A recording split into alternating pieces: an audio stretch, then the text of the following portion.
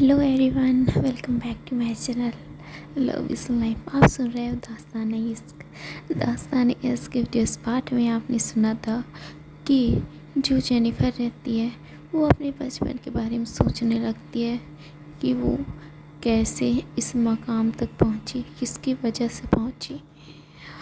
उसे पता है कि कहीं ना कहीं इन सब की वजह जैस है। जैस की वजह से ही मैं आज इतनी बड़े मकाम में हूँ। लेकिन मेरा तो बस एक ही ये है, गोल है। मैं बस तुम्हारे दिल में रहना चाहती हूँ जैस। ये उसके दिल में ये चीज़ रहता है।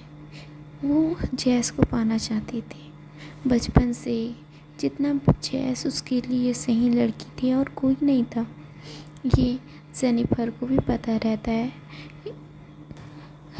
लेकिन निधि जो है जैस के बारे में उल्टा सीधा जेनिफर के सामने बोलती है। इस कारण जेनिफर भी उसे बहुत गुस्सा करती है। और दूसरी तरफ जो जैस रहती है, उसके जो ये रहते हैं सबूत की वजह से वो दोनों बाप बेटे अब जेल की सलाखों के पीछे रहते हैं।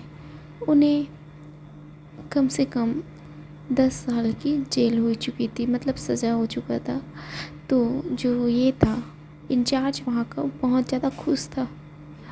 दूसरी ओर जो जैस रहती है वो तो वापस अपने ये आ जाती है होटल में आकर सीधा अपने रूम में जाती है और सीधा रेस्ट करती है, क्योंकि उसने नाइट के बाद मॉर्निंग में सबूत इकट्ठा करने के लिए पूरा मॉर्निंग समय बिताया था, जिसकी वजह से वो रेस्ट बिल्कुल नहीं कर पा रही थी। इसलिए वो अभी जाकर सीधा सो जाती है, बिना किसी टाइम वेस्ट के सो जाती है, क्योंकि उसका जो सर है वो भारी हो जाता है, इसलिए वो सो जाती है। और इधर जो ये रहती है सविता, वो अपनी ड्यूटी से वापस आ जाती है। कम से कम शाम के 7 बज चुके रहते हैं। 7 बजे वो आती है, देखती है कि जो जैस है वो आ चुकी है। तो वो सीधा जाती है, खुद को फ्रेश अप करती है और किचन में चली जाती है। किचन में जाकर कुछ खाने के लिए बनाती है और फिर से डाइनिंग टेबल पे आती है और आराम से बैठ जाती है। करीबन 8 साढ़े 8 बजे के बीच जो जैस रहती है उसकी आंखें जो है खुल जाती हैं, क्योंकि उसका ड्यूटी का समय 9 बजे इनसाइड था। तो वो उठ जाती है और बोलती है यार ऐसे बोल के अब चलो ड्यूटी के लिए, ऐसे बोलती है और सीधा वॉशरूम जाती है, खुद को फ्रेश अप करती है और रेडी होके बाहर आती है। देखती है कि जो जैस है वो यहाँ पे बैठी है सोफे पे और टीवी देख रही है। तो बोलती है कितना समय आई है। तो जो ये रहती है सविता रहती है, बोलती है हाँ जस्ट 7 बजे इनसाइड आई थी। तो बोलते हैं ओके। तो बोलते हैं कुछ खा लो। तो बोलती क्या। तो बोलते हैं हाँ कुछ खा लो जाओ। तो बोलते हैं हाँ बना लेती हूँ। तो बोलती है बनाने की ज़रूरत नहीं है, मैंने बना लिया है, तुम डाइनिंग टेबल पे देख बना हुआ है, खा लो। तो उसके बाद जो जैस रहती है वो अपना सर हिलाती है और हाँ में और सीधा वहाँ पे जाकर बैठ जाती है। देखती है कि खाना जो है बन चुका रहता है, तो चुपचाप खाना खा लेती है और वहाँ से सविता को बोलते ठीक है मैं जा रही हूँ।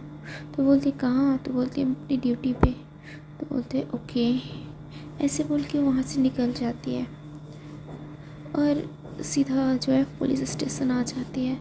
वैसे ही वो पेट्रोलिंग के लिए पूरा जो ये रहता है एरिया, वहाँ पे ये करती है, अपने एरिया पे सर्च मारती है, मतलब घूमती है कि कोई गलत तो नहीं हो रहा है, गलत काम तो नहीं हो रहा है इनसाइड। वो घूमने जाती है और देखती है कि रास्ते में एक गाड़ी जो बहुत हार्श ड्राइविंग करती हुई जा रही है। तो उसे देख के हैरान हो जाती है और बोलते हैं ये कार इतना हार्श। तो वहाँ से जो एक लड़की रहती है उसने जो है विंडो ओपन करती है और बोलते बचाओ बचाओ। बहुत ज़्यादा चिल्ला रही होती है बचाओ बचाओ। Somebody help me, please help me, ऐसे बोल के वो बहुत चिल्ला रही होती है। तो जो ये रहती है जेस, वो हैरान हो जाती है और वो भी अपनी जो है गाड़ी स्पीड बढ़ा देती है और उसके पीछे चलने लगती है और बोलती है अपने साथ एक जो है कांस्टेबल को ले गई रहती है, जो जेस रहती है। वो बोलती है चलो इधर आओ, तुम कार चलाओ, मैं वहाँ जाती हूँ। साइड में वो बैठ जाती है, कार को कांस्टेबल चला रहा होता है। तो ये दोनों जो है उस कार का पीछा करते हैं और दोनों की स्पीड जो है समान होती है। देन जो जैसा रहती है वो जो है पीछे का जो ये रहता है, जो कार का पीछे का गेट, उससे धीरे धीरे ओपन करती है और वहाँ पे सीधा दूसरी कार में छलांग लगा लेती है। दूसरी कार में छलांग लगाती है और बहुत मुश्किल से अंदर घुसती है और बोलती क्या हुआ? तो बोलते मेरी गाड़ी का जो ब्रेक फेल हो गया। तो बोलते क्या? तो बोलते हैं हाँ। तो बोलते ओके एक सेकेंड, ऐसे बोल के वो जो है ड्राइविंग सीट की तरफ आ जाती है सामने वाला और चेक करने लगती है। तो किसी ने उसका ब्रेक फेल कर दिया रहता है, जिसकी वजह से गाड़ी जो है कंट्रोल से बाहर हो जाता है। तो जो जैस रहती है बोलती है अब एक ही चीज़ कर सकती हूँ मैं। तो वो लड़की बोलती है क्या? तो बोलती है हमें इस कार से कूदना पड़ेगा। तो बोलती क्या मतलब है कूदना पड़ेगा? तो बोलती है हाँ, अगर नहीं कूदे तो हो सकता है हमारा एक्सीडेंट हो। तो बोलती क्या? तो बोलते हाँ। तो उसके बाद जो लड़की रहती है वो तो डर जाती है, वो कूदने के लिए तैयार ही नहीं रहती। जैस बहुत ज़्यादा समझाती है उसको, यहाँ से अगर नहीं कूदे तो तुम्हारी जान खतरे में आ सकता है, इसलिए मैं कहना चाहती हूँ कि तुम्हें भी कूदना चाहिए। तो बोलती यहाँ पे कहाँ? तो बोलती है अपने कांस्टेबल, रुको, अपने कांस्टेबल के पास कॉल करती है। बोलती है हेलो। तो बोलती है यस मैम। तो बोलती है यहाँ आजू बाजू जो भी शॉप जगह हो वहाँ पे जो है ये लगा लो। तो बोलती है क्या मैम? तो बोलती है गद्दे इन साइड बिछा दो ताकि इसको कूदने में आसानी हो। तो बोलती है ऐसे बोलती है जैसे तो उधर से आ जाता है ओके मैम। तो करीबन 1 किलोमीटर की दूरी पर जो है अपने कुछ ये रहते हैं ऑफिसर रहते हैं, उनके साथ गद्दे की व्यवस्था करते हैं और गद्दे को बिछाया जाता है। तो जो जैस रहती है वो बोलती है देखो यहाँ से करीबन 1-1.5 किलोमीटर दूर उन्होंने गद्दा बिछाया है, तो तुम्हें वहाँ पे जंप करना है। तो बोलते हैं मैं? तो बोलते हैं हाँ। तो उसके बाद जो जैस रहती है वो ड्राइविंग सीट में आ जाती है और फिर से कांस्टेबल के पास कॉल करती है। कांस्टेबल उठा लेता है, बोलते हैं कहाँ पे है? तो बोलती है इस जगह पे है मैम। तो बोलती है ठीक है, वो तुमने ड्राइविंग सीट इनसाइड किया है या ड्राइविंग सीट के साथ वाले सीट के लिए? तो बोलते मैंने ड्राइविंग सीट के साथ वाले के लिए किया है और उसके आधा किलोमीटर दूर मैंने ड्राइविंग सीट के लिए किया है। तो बोलती है ओके डन, वेरी गुड। ऐसे बोल के वहाँ से कार को जो है चलाते हुए चले जाते हैं। करीबन 10-15 मिनट की, मतलब 10-15 मीटर की दूरी पे जो है देखा जाता है कि गत्ते जो है रास्ते में बिछाया जाता है, रास्ते के साइड में।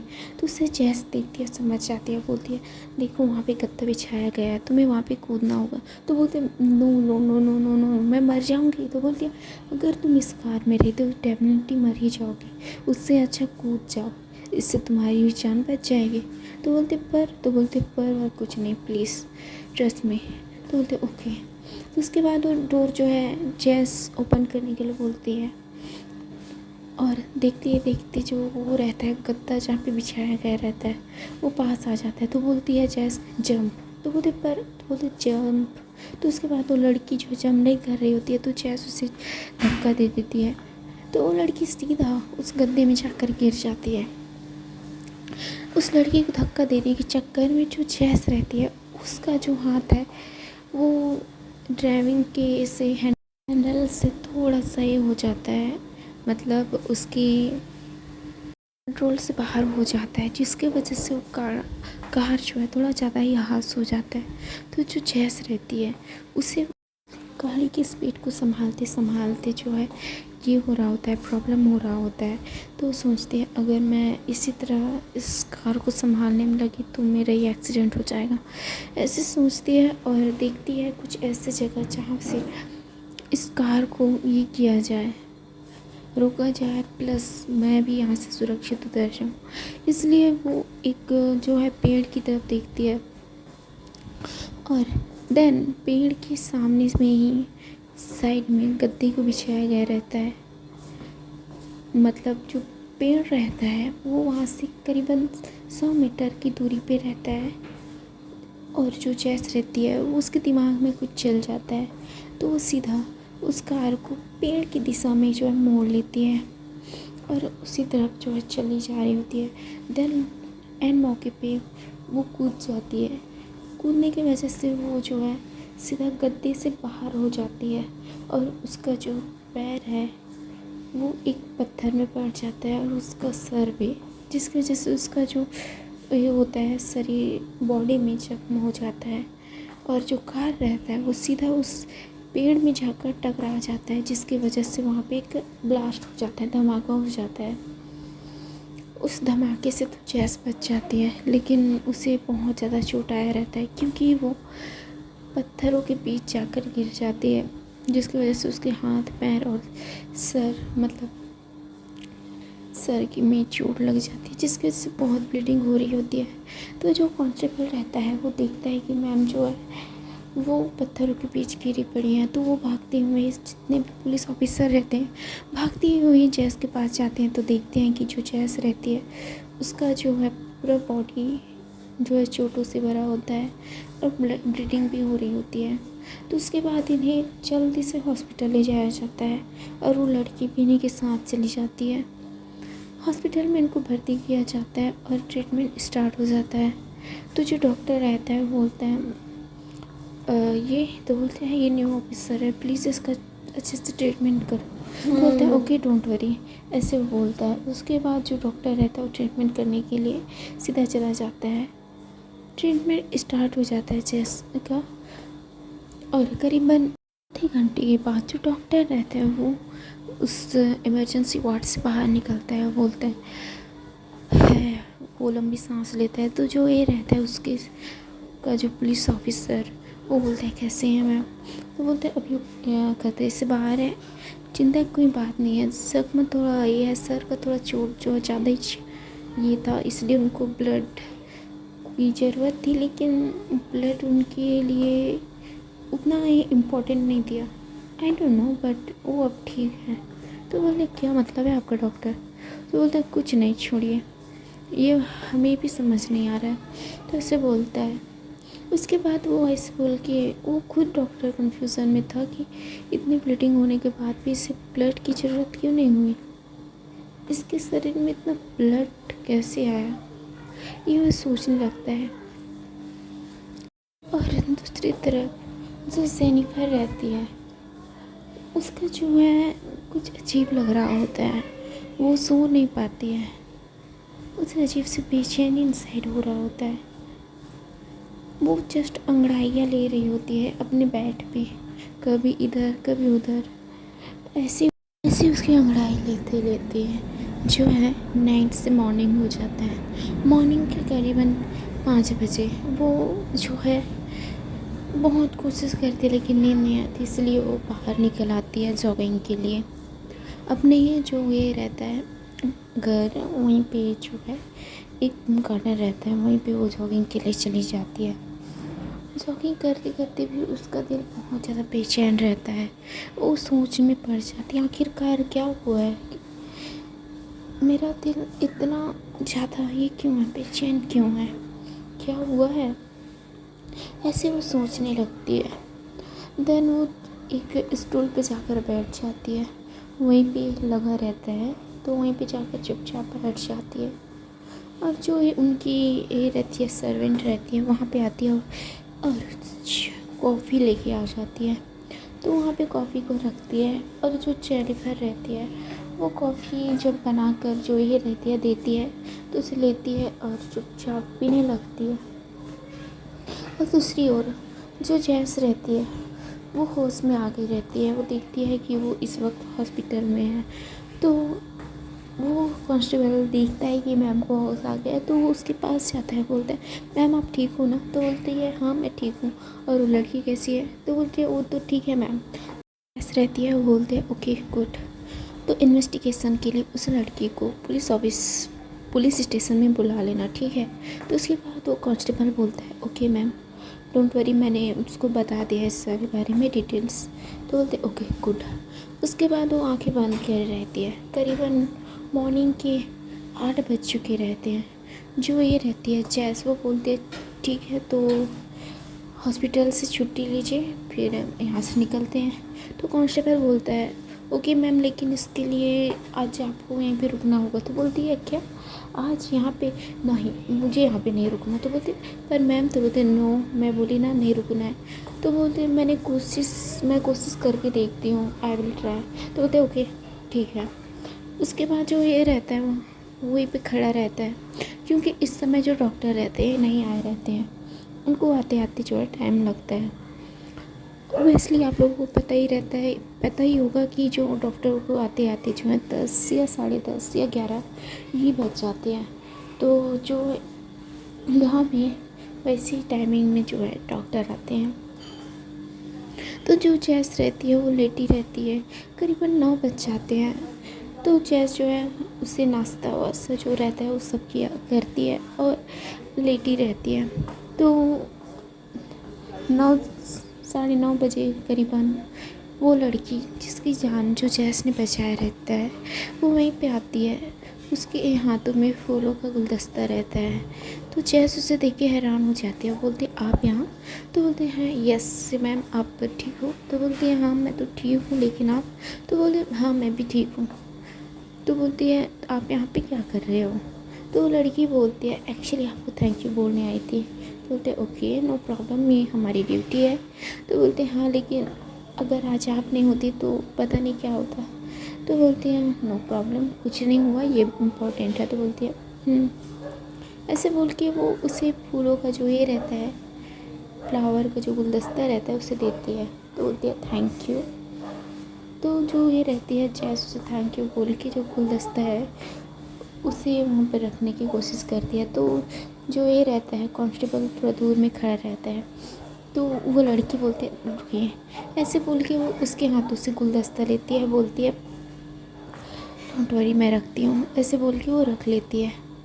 तो बोलते हैं वैसे आपकी कार का जो ब्रेक फेल किसने किया था? तो बोलते आई डोंट नो मैम, मुझे भी नहीं पता, आई थिंक शायद हो गया होगा अपने से गलती से। तो बोलते ओके तो अपने कार का ध्यान रखिए।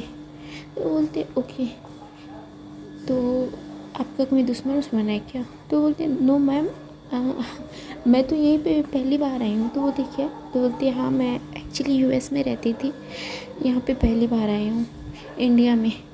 तो बोलते ओके ठीक है, ऐसे बोलते हैं और कुछ बात करती है वो लड़की भी और वहाँ से चली जाती है। तो जो ये रहता है, जो कांस्टेबल रहता है वहीं पे खड़ा रहता है। तो जो जेनिफर रहती है वो जैस रहती है वो बोलती है ठीक है भाई आप यहाँ पे क्यों खड़े हो, जाकर छुट्टी मांगो यार, मेरे को जाना है।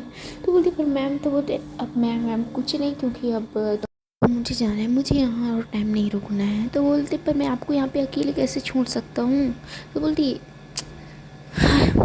मैं एक पुलिस ऑफिसर हूँ, मुझे ट्रेनिंग मिली हुई है, मैं खुद का सेल्फ डिपेंड कर सकती हूँ, डोंट वरी तुम जाओ। तो उसके बाद जो ये रहता है कांस्टेबल वो बोलता है ओके मैम, ऐसे बोल के वो चला जाता है, वहाँ पे जाता है और छुट्टी के लिए बोलता है। और दूसरी तरफ जो जैस रहती है वो वेट कर रही होती कब छुट्टी मिलेगा, कब मैं जाऊँगी, कब, ऐसे वो सोचने लगती है। और इधर जो कांस्टेबल है वो कैसे भी करके जो ये रहता है डॉक्टर उसे मना लेता है छुट्टी के लिए। तो वो डॉक्टर बोलता है ओके लेकिन उसे कुछ दिनों के लिए आराम करना पड़ेगा। तो बोलते पर, तो बोलता है हाँ। तो वो कांस्टेबल बोलता है ओके डोंट वरी। उसके बाद वहाँ पे से सीधा इसके पास आ जाता है जैस के पास और बोलता है मैम छुट्टी मिल गई। तो वो जैस जो है स्मेल करने लगती है, बोलते ओके। तो उसके बाद वो जल्दी से वहाँ से उठती है और रेडी होती है और बाहर आती है, बोलती है ठीक है चले। तो बोलता है ओके मैम। तो जैस और वो कांस्टेबल वहाँ से निकल जाते हैं। कांस्टेबल जो रहता है वो जैस को उसके होटल के बाहर छोड़ देता है और जैस अपने रूम की ओर चला जाता है, जैस जो अपने रूम की ओर चली जाती है। और दूसरी तरफ जो जेनिफर रहती है वो जैस के पीछे एक भेज देती है जासूस, और बोलते हैं इसके बारे में पूरा पता लगा के आओ, ये ठीक तो है या नहीं। तो वो जो जासूस रहता है वो पता लगाने के चला जाता है, तो उसे समझ आ जाता है कि इसको चोट लगी है। तो उसके बाद वो सारा डिटेल जो है जेनिफर को बता देता है कि जो जैस है उससे चोट आई है, गहरी चोट। तो दूसरी तरफ जो जैस रहती है अपने रूम में जाती है तो देखती है कि वहाँ पे एक लड़की रहती है जो बहुत हंस रही होती है, और उसके साथ जो ये रहती है श्वेता, वो भी बहुत ज़्यादा हंस रहती है, स्माइल कर रही होती है। तो उसे देख के जो जैस रहती है वो थोड़ा गुस्से में आ जाती है, बोलती है इस लड़की को मैंने मना किया था किसी भी इंसान को इस जो फ्लैट है इसमें आने ना दे, उसके बावजूद भी इसने यहाँ पे ऐसे बोल के वो अंदर चली जाती है। बोलती है मैंने तुम्हें मना किया था ना श्वेता, यहाँ पे किसी और को आने मत देना। तो बोलती है पर मैंने इसमें नहीं, तो बोलती है मुझे कुछ नहीं जानना, इसे बाहर निकालो अभी इसी वक्त। तो वो लड़की जो है बोलती है ये हेलो, तुम जानते हो मैं कौन हूँ, तुम जानते हो। तो जो चेस रहती है वो बोलती है मैं तुम्हें जानने में कोई इंटरेस्ट ही नहीं रखती, तो प्लीज़ मुझे जानना ही नहीं है, तुम यहाँ से निकलो, ऐसे बोलती है जैस। तो वो लड़की बोलती है तो तुम्हें पता है मैं यहाँ से 3-4 महीनों सालों से रह रही हूँ। तो बोलती है हाँ तो मुझे क्या, यहाँ पे जितने भी लोग थे पुराने कस्टमर थे मैंने उन सबको निकलवा दिया, तो तुम्हें निकालना मेरे लिए बाएं हाथ का खेल था, तो सो प्लीज़ यहाँ से निकल जाओ। तो बोलते तुम्हारी, तो बोलते you just shut up and get lost, okay, ऐसे बोलने लगती है। तो सो हे गाइस, इसके आगे के एपिसोड सुनने के प्लीज़ मेरे चैनल को सब्सक्राइब करिए। देखते हैं कि ये लड़की कौन है जो इस फ्लैट में आई है, किस न्यू लड़की की एंट्री जो है हमारी जैस की लाइफ में हुई है। और जो ये रहती है जेनिफर, जब इसको इस बारे में पता चलेगा कि जैस को चोट आई है तो ये क्या करेगी, क्या वो जैस से मिलने आएगी, ये जानना बहुत दिलचस्प होगा। क्या उसके दिल में प्यार की जगह जो है जेनिफर जगह पाएगी, ये भी जानना इंटरेस्टिंग होगा। तो प्लीज़ स्टोरी में बने रहने के लिए प्लीज़ मेरे चैनल को सब्सक्राइब करिए, वीडियो अच्छी लगी तो लाइक शेयर एंड लाइक करिए एंड कमेंट भी करिए कि वीडियो कैसी लगी। कि done, thank you so much and bye bye, अपना ख्याल रखिए, स्टोरी एंजॉय करिए।